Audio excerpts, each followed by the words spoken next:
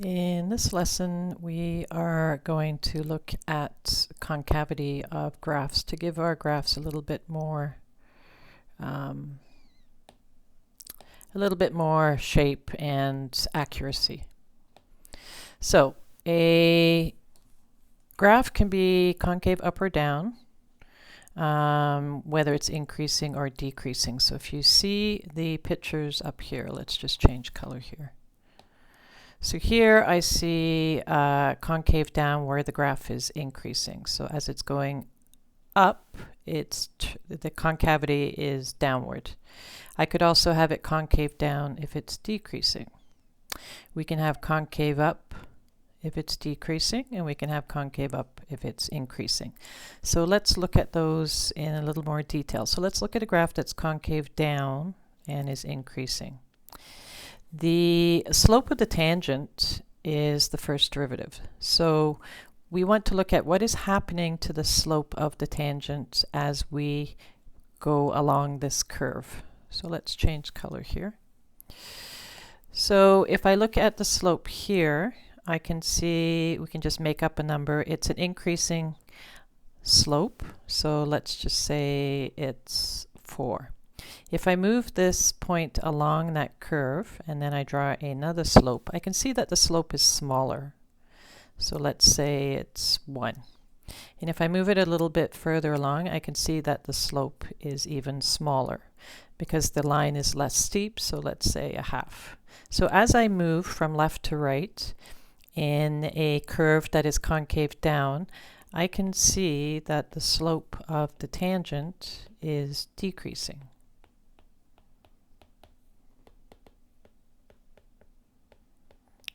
So that means f prime of x is decreasing or is less than 0. It's getting smaller.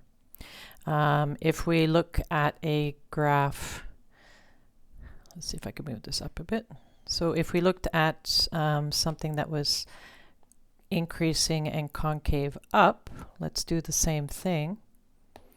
We'll pick a point and we'll look at what happens to the slope of the tangent. So let's pick a number. We'll say that's 1. If I move this along, that slope of that tangent line is getting steeper, so it's getting bigger. So let's say 4, and if I pick another one, it's getting even steeper, so let's say 8. So I can see the slope of the tangent is increasing in a concave up. So the change in the slope is the second derivative. Let's move this up a bit. So that is our second derivative. The first derivative is the slope of the tangent line. So the first derivative is how is the function changing, the y value changing as we at a single point. The second derivative is how is the slope of that tangent line changing. So we're going to use the second derivative to determine the concavity of these functions. We can also have a point of inflection where the slope of the tangent stays the same. So here we have a point of inflection. So at a point of inflection, the second derivative is 0, right? It does not change if I drew a tangent line there. The tangent line does not change in slope. If I pick a point before it, it's got a positive slope. If I pick another point along there, it's still got a positive slope. To the right of this point, I could pick a point. It has a positive slope. I can pick another point. It has a positive slope. So I can see at the point of inflection, the second derivative is 0. The slope of the tangent line is not changing. And to the left of that point, it's a positive slope. To the right, it's a positive slope. So the at a point of inflection, the positivity of the slope is the same. Okay, so let's have a look at how we're going to use this in a function. So we have a function given x to the power 4 minus 6x squared. We're going to find the first derivative, and then we're going to find the second derivative. So the first derivative, remember, that will give us our critical points, and we can find out if these are extrema or not, right, using our first derivative test. And we will continue to find the second derivative. So we know that there is a possible point of inflection when y second derivative is 0, so we'll set this equal to 0 and we'll factor. And then we'll solve for x.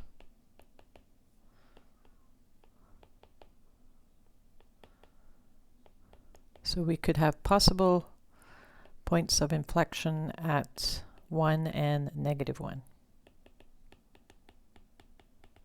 So what we're going to do is make a table of values, an interval table, I should say, and we're going to check around these points.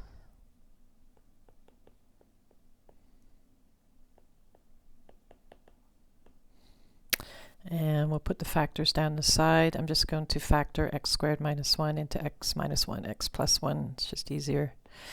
And I'll put the 12 in, although I don't really need it because it's positive, but it's a good habit to get into putting a constant in. So we'll pick a number less than -1. And we're looking at what is the sign in the second derivative. So we get a positive result. That tells me that to the left of -1, the graph is concave up. Then I'll pick a number between -1 and 1. Let's pick 0. I get a negative result. That tells me that the graph between those values is concave down. And then I'll pick a number bigger than 1. And it's concave up. So what we're looking for is a change in sign, going from concave up to concave down or vice versa. These are points of inflection. So I have a point of inflection here. And I have one here. So at x equals -1 and x equals 1.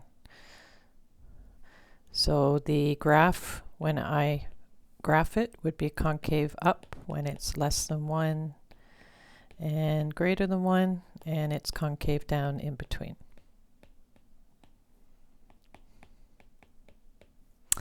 And then we have our points of inflection at -1 and 1.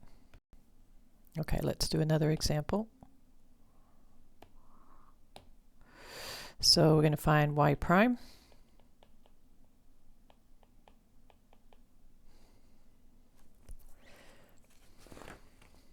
And then we'll find the second derivative. We'll set it equal to 0 because that's where the points of inflection are possible. We'll factor out 12x, and then we'll solve for x. So we have x is 0 and x is 3. These are possible points of inflection.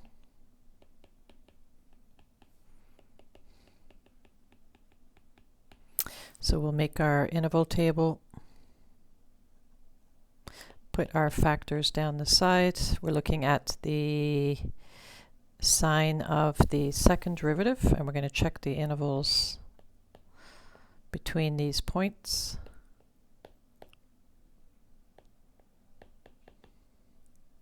So I'll pick a number less than 0. We get a positive result. That tells me it's concave up. We'll pick a number between 0 and 3. We get a negative result. That tells me it's concave down. And then we'll pick a number bigger than 3. Tells me it's concave up. So we have a change in sign. We have a point here where it goes from concave up to concave down, and vice versa here, concave down to concave up. These are points of inflection.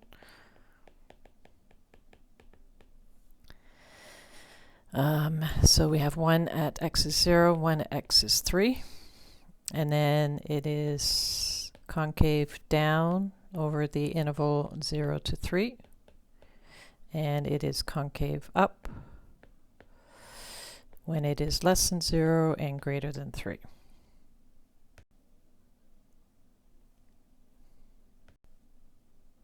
So In summary, the second derivative will give us two pieces of information. It will tell us the intervals where the curve is concave up or down.